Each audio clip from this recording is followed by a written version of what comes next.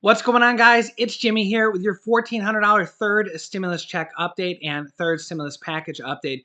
We have breaking news on brand new details of what's in the third stimulus check package now that it's actually been recrafted and rewritten by the Senate. We're going to go over the brand new details that are just out.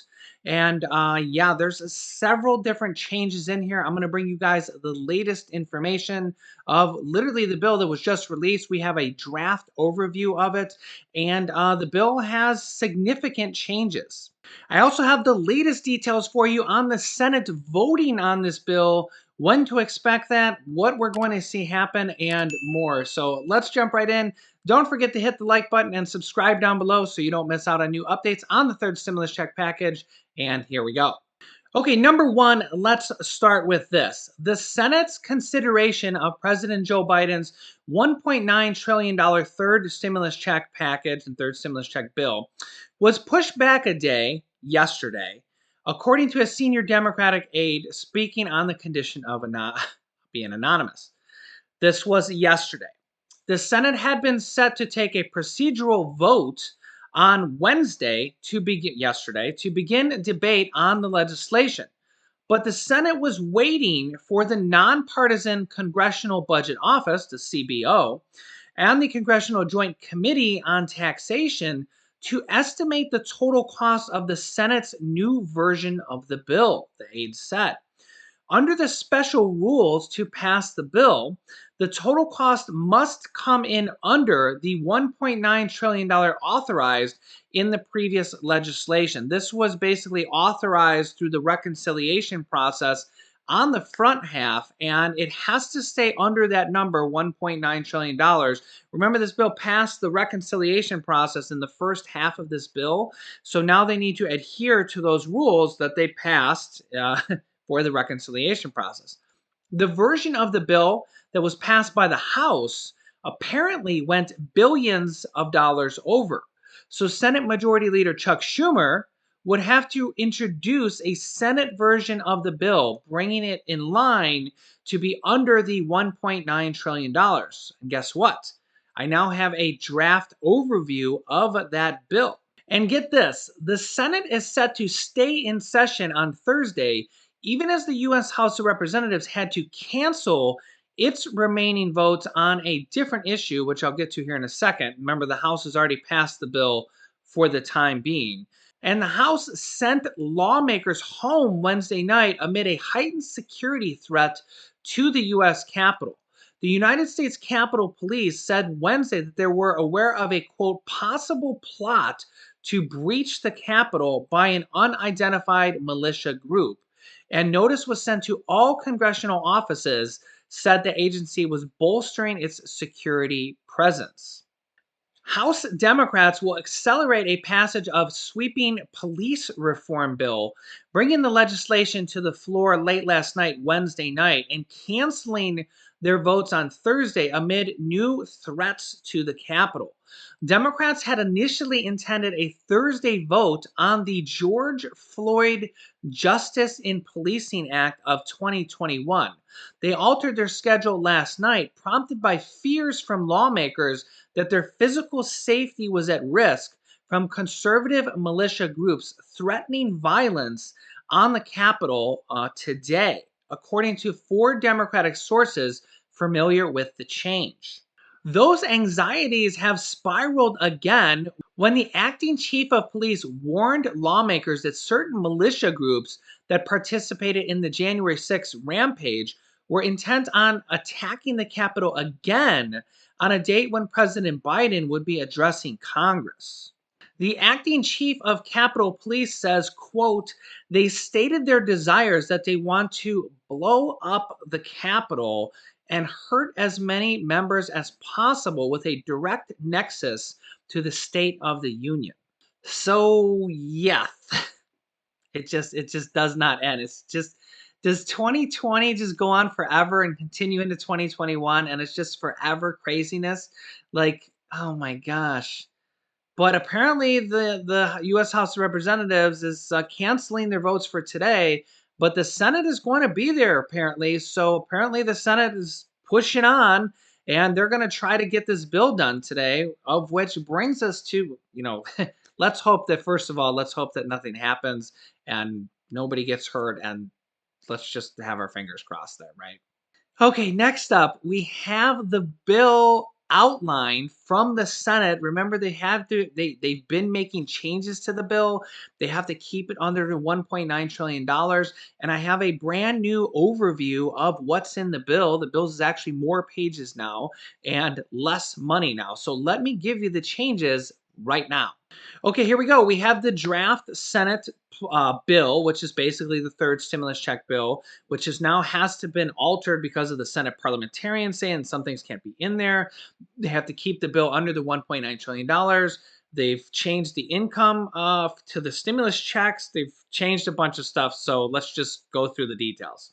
A new version of the Senate Democrats' third stimulus check package would put new restrictions on the $350 billion in aids to states and local cities while diverting $10 billion of money for cities and counties to critical capital projects like broadband access. The revised bill is now 633 pages, up from 591 pages, and makes a variety of other adjustments, a version of circulating over the weekend, and makes a variety of other adjustments from the version that passed the U.S. House of Representatives on Saturday morning. One of the biggest changes announced yesterday would lower the income thresholds of the direct stimulus payments, cut them off completely at $80,000 for individuals, down from $100,000. We announced that yesterday. If you didn't see that, basically you'll get a full stimulus check up to $75,000. It looks like this is proceeding. This might be sealing in stone, as I should say. It's not sealed. None of these details are sealed in stone until signed, sealed, and delivered in the House and the Senate and the presidency. Okay, we'll get to that here in a minute. But it does look like they're moving forward with reducing the income checks to people that make over $80,000. So basically, if you make over $80,000 as a single filer, you will not get the third stimulus check. At least at this point, there's a lot of Democrats, AOC, and there's dozens of Democrats fighting this. And honestly, anything could happen at this point. But right now, the new bill legislation says up to $75,000 for a single filer, you get the full income, the full stimulus check, $1,400 for adults, $1,400 stimulus checks for children, $1,400 stimulus checks for your adult dependent or your college student dependent. That check will go to the adult who claims you, similar to if you have a 5-year-old kid, 5-year-old son or daughter, the check doesn't go to the son or daughter, it goes to the person who claims them as a dependent. Same thing with an adult dependent, so just keep that in mind. Also, there's no garnishments in this bill. Okay, so if you owe child support or you owe taxes or you owe any type of garnishment, they won't take the check. Okay, they won't take it away from you. You'll get the check this time, similar to the second stimulus check. The $3,600 child stimulus checks are still in there. That's the child income tax credit. And let's get back to the rest of the changes before I get ahead of myself. So the income requirements were cut down from $100,000 to $80,000 for individuals, and double that for joint filers. I have not seen the income requirement yet on head of household single filers. But my guess is that normally it comes in between these two. So if you're a single filer and you're a head of household, my guess is you'll probably be like, instead of cutting off completely at 80,000, before it was 112,500, and they haven't changed the lower requirement. So my guess is that it'll still be 112,500 and maybe go to like 120 or something along those lines. I'll let you know as soon as I see that detail. Other changes include carving out 2.75 billion from overall funding for kindergarten through 12 education and directing it to private schools that serve a quote significant percentage of low income students. And graduates who obtain student loan forgiveness during the next 5 years, look at this. They're already putting wording in here for student loan forgiveness. whether due to emergency orders during the pandemic or through regular income-based repayment options, wouldn't have to pay taxes on that loan forgiveness, which is ordinarily is treatable as taxable incomes. So wow, look at that. Literally breaking news right here on student loan forgiveness. Remember, student loan forgiveness is not a thing yet. Okay, but this is basically setting us up for this in the future. Again, let's read this again. Graduates who obtain student loan forgiveness during the next 5 years. So this is something that's going to be happening in the future. As I've been telling you, about 1 in 6 adults have student loans, whether due to emergency orders during the pandemic or income-based repayment, that you will not have to pay taxes on the student loan forgiveness, which is ordinarily treated as taxable income. So basically, they're setting this up. Literally, they're setting up the student loan forgiveness to pass in the future. This is probably going to be one of the next things coming right after this package. Of course, we have the next package called the Build Back Better package, which is the next stimulus package. It is coming. It's going to be $2 to $3 trillion. They're already working on it. They could have student loan forgiveness in there. They could have that $200 per month Social Security increase in there.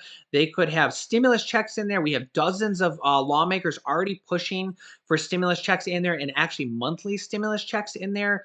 And honestly, all these things could come as standalone bills or executive orders literally right after they pass this bill. They're not going to change this bill and add in a bunch of stuff now. If anything, they're subtracting some stuff that we'll get to here in a second, because they have to keep this bill under $1.9 trillion, and they have to make sure they get all the votes. So remember, in the House of Representatives, they can only get 4 people to vote no. If they get 5 people to vote no, it's a tie and it won't pass. You can only get 4 people to vote no in the House, and there was 2 that voted no last time. So it's a very slim margin, and in the Senate, they need every single Democrat to say yes. They will get that. It's really just the details of, like, okay, if one person like Joe Manchin says no, all right, Joe, what do we need to do, buddy, to get you to pass this? Oh, okay, you don't want the minimum wage in there. All right, buddy, we'll take it out just for you. That's literally like what they're going to say here. So they're going to pass this. The real key here is the details. The stimulus checks are changing, but based on the income requirements, they say that up to 15 million people will not get the stimulus checks now because they've reduced those income requirements. And honestly, I don't know if I don't like to point fingers, but it's probably Joe Manchin's fault. I mean, we're seeing a lot of information that he's the one making these changes, and he's being very like vocal with his vote, saying, "Listen, you got to change this, you got to change that, or I'm not going to vote for it." I mean, he's being a real thorn in the side of Democrats, whether you're a Democrat or Republican. I don't know if you like that or you don't like that, but he's being a real problem, and apparently they're going to have to make him happy to pass this bill. So it is what it is, right? So really great news there, though, on the student loan forgiveness. Like I said, a lot of this stuff is going to be happening after this bill. Student loan forgiveness, Social Security increase, the next stimulus package, the infrastructure package, and all the stimulus that's going to be in there. This is just the first one under the Biden administration. Okay, so they got some other stuff here that we're just going to glance through. $8.5 billion in healthcare. They'll set aside that for healthcare providers. Another key healthcare change would fully subsidize health insurance premiums under the federal law known as COBRA for workers who leave or have lost their jobs. The House passed bill and earlier Senate drafts would have required workers to chip in 15% while subsidizing the remainder. So basically, another key healthcare change would fully subsidize, okay, that's the key word here, fully subsidize health insurance premium for COBRA. So if you lose your job or you leave your job, it looks like there's going to be a wording in here that says that the government's going to pay for your COBRA insurance for probably a specific amount of time. I think COBRA goes on for a year, so that'll be very interesting. If you lost your job due to the pandemic, or you lose your job in the future, you literally might be able to get health care paid for by the government through the COBRA plan. So that's actually a very good change. If that affects you, you know that health insurance is very, very expensive. Okay, a couple other changes. I'm going to skip these two, not important. $110 million for FEMA to provide food and shelter to families and individuals released from the Department of Homeland Security detention. And here's where we're going to see some more changes. Changes to the state and local funding sought by moderate Democrats, aka Joe Manchin, could prove at least a little controversial with their House counterparts like AOC, who want more stimulus. Joe Manchin wants less stimulus. So there could be a little bit of a fight here, a little bit of a negotiation here. Now, remember, some of this money that goes to states and local cities, local counties, comes back to you guys. We have those state stimulus checks in California that California just passed $600 stimulus checks for low income Californians. It was like 6 million people.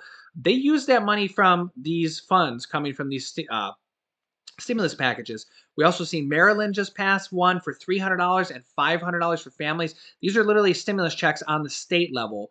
We've seen that a lot in the past, also from the first stimulus package. We've seen state and county-wide stimulus checks. We've seen them in Orange County, Florida. North Carolina was like $335 for families with children, $1,000 in Orange County, California. We've seen a couple in, I can't even remember them all, Nebraska and Nevada, I think. And then we've seen a lot of them that were basically rental programs and utility assistance programs, property tax assistance on the state and county levels. Because what's happening is states are getting $350 billion.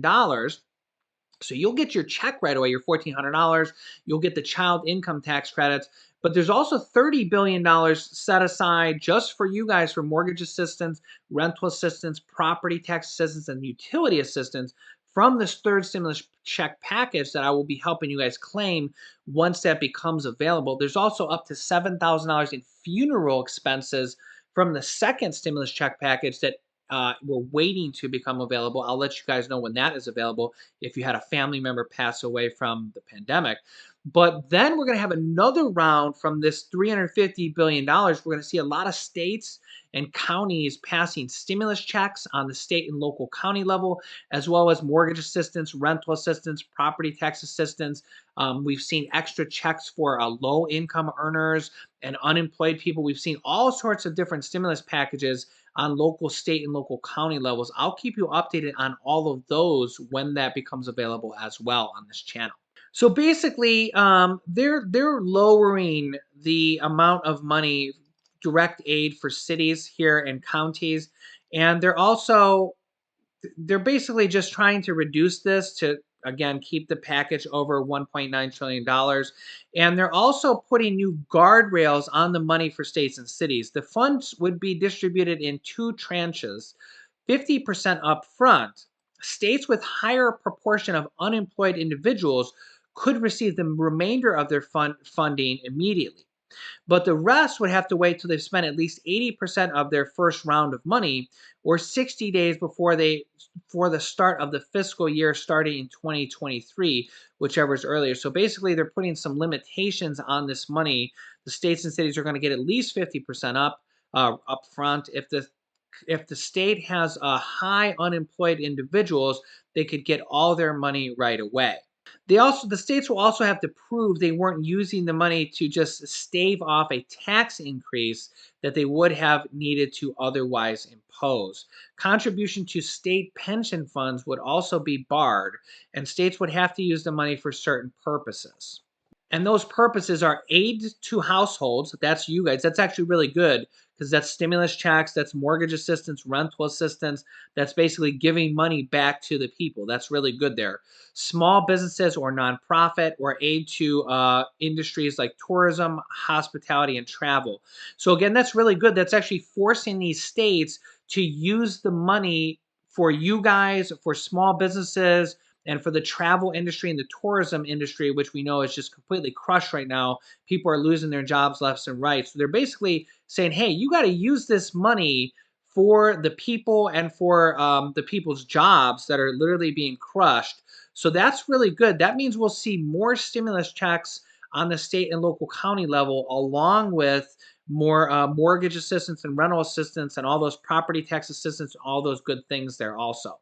Once this bill is finalized and senators have a budget score from the Congressional Budget Office and Joint Committee on Taxation, which I believe happened last night, Senate Majority Leader Chuck Schumer plans to offer a motion to proceed to the House passed bill. A Senate Democrat aide said that wasn't expected to occur until Thursday at the latest, which is today. So, yeah, lots of changes in there.